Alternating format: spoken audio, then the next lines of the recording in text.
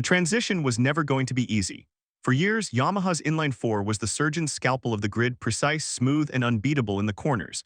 But in the modern era of ride-height devices and aggressive aerodynamics, that scalpel was being outmuscled by the sledgehammers of Ducati and KTM. Yamaha was the last holdout, the final defender of a dying philosophy. But as Toprak Razgatlıoğlu rolled out of the Prima Pramac garage in Buriram, the silence of the old era was officially broken. The technical shift from an inline 4 to a V4 configuration isn't just an engine swap. It's a total reimagining of how a motorcycle interacts with physics. The shorter, more rigid crankshaft of the V4 allows for a narrower chassis and a massive increase in horsepower, but it comes with a price. A violent, twitchy character that punishes even the slightest mistake. Inside the garage, the tension was palpable. This wasn't just a routine test, it was a validation of a multi-million-dollar gamble. Early telemetry data showed a staggering increase in top speed, finally giving the Yamaha riders the ponies they had begged for. But behind the garage doors, the engineers weren't celebrating. They were staring at monitors, watching as the telemetry revealed a bike that was struggling to maintain its soul. The speed was there, but the legendary handling was gone. Yet this was only the beginning of a far bigger storm. Yamaha didn't just need a new engine, they needed a rider who could survive it. Enter Toprak Razgatlıoğlu, a three-time world superbike champion known for a riding style that defies the laws of nature. He doesn't just brake, he violently forces the bike into submission, often balanced on the front wheel while entering a corner at 120 miles per hour. But MotoGP is a different world. The transition from the Pirelli tires of superbikes to the sensitive Michelin rubber of the premier class is a wall that many legends have crashed into. For Toprak, the Buriram test was a trial by fire. He wasn't just fighting his rivals, he was fighting the expectations of an entire nation and the skepticism of a paddock that wondered if a superbike guy could ever truly adapt. As he completed his first intensive runs, the Stopai King looked uncharacteristically human. The V4 demanded a V-shaped line breaking deep to the apex and squaring off the corner, but Toprak's muscle memory was searching for the U-line of his old Yamaha R1. Every time he pushed, the bike fought back. Rumors began to spread among the trackside observers. Was Toprak's aggressive style actually making the V4's development harder? But what the paddock discovered next shocked everyone. The drama wasn't just on the track. The very presence of the Prima Pramac team in blue was a political earthquake. After years as Ducati's golden child, Pramac had walked away from the most dominant bike in history to lead Yamaha's satellite revolution. In Buriram, the political tension reached a boiling point. This test was the first real moment where the Pramac engineers had to act as a secondary factory wing, processing vast amounts of data to find the ideal package before the 2026 homologation deadline. Management decisions were being scrutinized under a microscope. Every slow lap from Toprak was seen by critics as a sign that Pramac had made a catastrophic mistake leaving Ducati. Inside the garage, whispers of internal conflict began to surface. Technical director Massimo Bartolini was seen in heated discussions with the crew.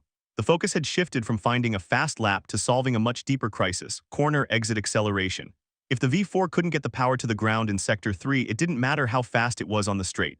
The pressure was building fast, monitoring radiator temperatures and fuel consumption. But the real drama was psychological. Toprak returned to the pits several times, his face flushed and jaw set. He was conveying small, intricate details about rear tire traction, specifically how the bike behaved when the fuel tank was full. This is where most MotoGP races are won or lost. If the bike becomes a wild horse in the first 5 laps, Toprak would be a sitting duck. He wasn't just a rider anymore, he was a developer. He asked for the handlebars to be lowered, seeking an ergonomic setup that would give him more feel for the front end. It was a desperate search for the stability Yamaha had lost in the pursuit of power.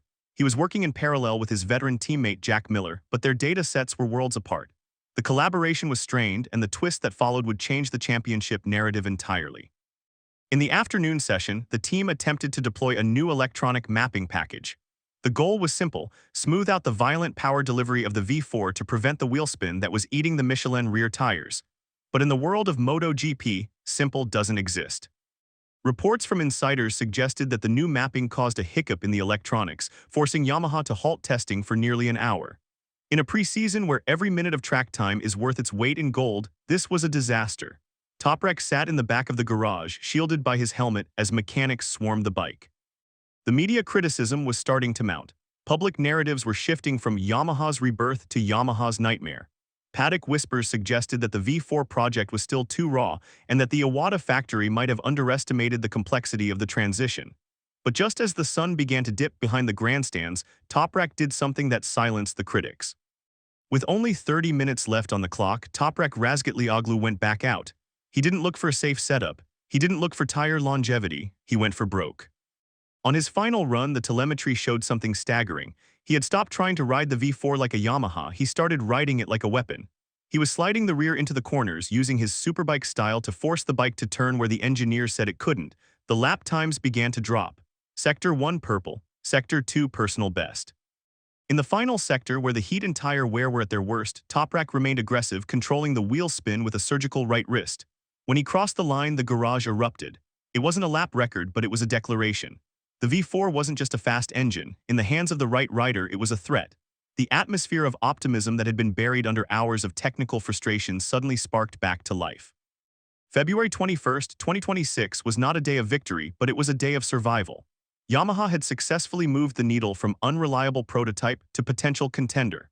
The data gathered in Buriram provided the foundation for the final homologation of the 2026 engine, a decision that would lock in their technical fate for the rest of the year. For Toprak, the test was a realization of the mountain he still had to climb. He admitted to the media that his adaptation was still in progress, and that the first 5 races of the season would be a brutal learning curve. He was still fighting the Michelin wall and the psychological pressure of a global audience watching his every move. But as the teams packed up their crates for the season opener, the narrative in the paddock had shifted once again. Rivals who had dismissed Yamaha weeks ago were now looking over their shoulders. The V4 project was no longer a rumor, it was a reality, and it was hungry. As the lights dimmed over the Chang International Circuit, one final detail surfaced that left the paddock stunned. Inside the Yamaha telemetry room, a single data point was highlighted. Toprak's top speed was within 2 km/h of the factory Ducati. The gap had been closed. The billboard of an inline 4 was gone, replaced by the aerodynamic arrow of the V4. Yamaha had finally found the speed they needed to fight. But the question remained, could Toprak maintain that intensity over 25 laps without destroying the tires or himself? The world will find out in just a few weeks at the season opener. But one thing is certain, the Stopai King hasn't just come to MotoGP to participate, he's come to rewrite the rules. And the twist that followed his final run suggests that Yamaha has one more secret hidden deep within that V4 engine, a secret that might just leave even his closest team members stunned when the lights go out for real.